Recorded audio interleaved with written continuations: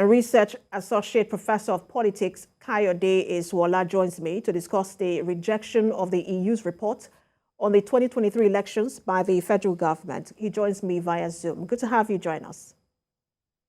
Thank you very much. Good for having me. So let's talk about this particular report because it's generating reactions. This is not the first time, or this is not the only report anyway, on the general election. Local observers, the CSOs have also put out their reports, but this particular one, the federal government has rejected and called it jaundiced. What's your reaction to that? I think the federal government should have been more tentative in reacting to that report.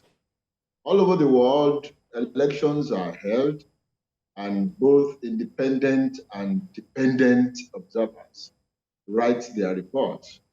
There's no perfection in the affairs of men. According to EU, there were a series of problems: vote buying, intimidation of voters, abuse of office by INEC officials, and all this stuff.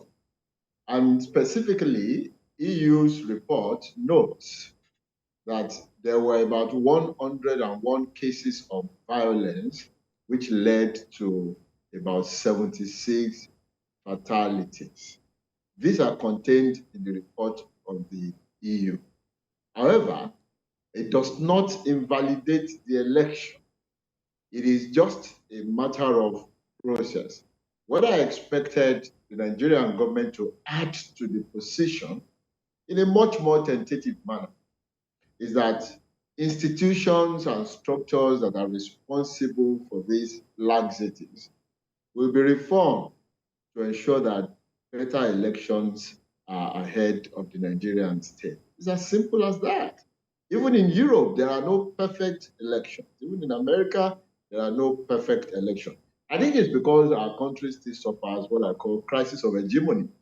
Otherwise, if there had not been other contradictions within the internal arena, once you go into election and processes are followed from day one to the last day, people had the opportunity of ventilating their angers.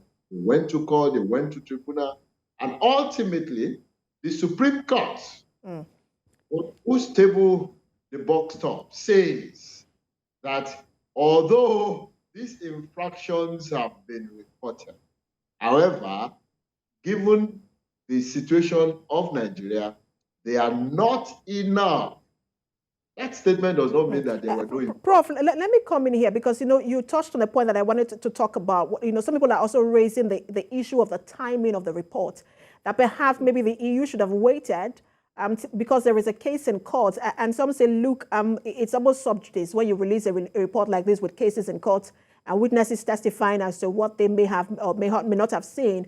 And perhaps, this should have waited. Well, maybe too. Maybe you should have waited, since there are still pockets of cases in the court. They should have waited to hear the finality of things. But the point I'm raising is that democracy is far beyond the election. It's a game of procedures and processes. Did the Nigerian government follow all the procedures and processes that we're supposed to follow? Fairly well. And then once there is a winner, the people should run around to form the second leg of democracy, which is ensuring that the civil society is strong enough to ensure that whoever promises something does it, and that governance is done on the basis of the yearnings and aspirations of people. That's my thinking. There is no perfect elections anywhere. I hope you know I'm not a politician. I don't have political party affiliation. Yeah. I know you are not a politician, but you're a professor of politics. So we will continue to have this conversation with you. But I wanted to ask you, Prof. Why I would say in my classroom when I'm addressing my students, it's as simple as that. Election is a game. You put football in your mind. Two teams meet. There will be infractions, fouls, and all these things, and there will be penalties, either in terms of yellow cards, expulsion, or whatever. Absolutely, Prof. But let's talk about this yellow card, because sometimes even the referee, I know in this case the referee is INEC, but I'm referring to the EU as being one of the officials of this particular election because they were an observer. And some people have said, Yeah, look, they were done. how seriously should we take some of these reports? Some say, look, it's colonial mentality for them to still be deciding or making, inferences on our elections. Perhaps they shouldn't do that anymore. There've been a lot of conversation around this. But how significant is this report, and how should we take them when they come in, be it from, foreign countries?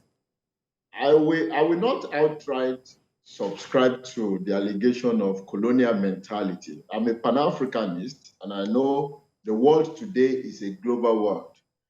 There are Nigerians and Africans in Europe, all over, and there are European citizens here.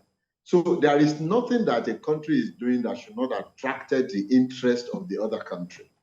That being stated, what is important is that EAU cannot and should not dictate to what we are going to do in Africa. But it doesn't throw into the garbage the observations that they have made. If I were to speak for the government, I would just casualize it by saying, all these are noted, and during my own administration, I will ensure that structures and institutions that are responsible for these infractions, because there were, okay, we take care of them so that I will provide a platform for better elections to those who will succeed me. It's as simple as that. EU has the right to make observations. No country is an island in this part, at this time in the world. However, Africans too have the right to make observations in their own election. What is important is that we have a Supreme Court.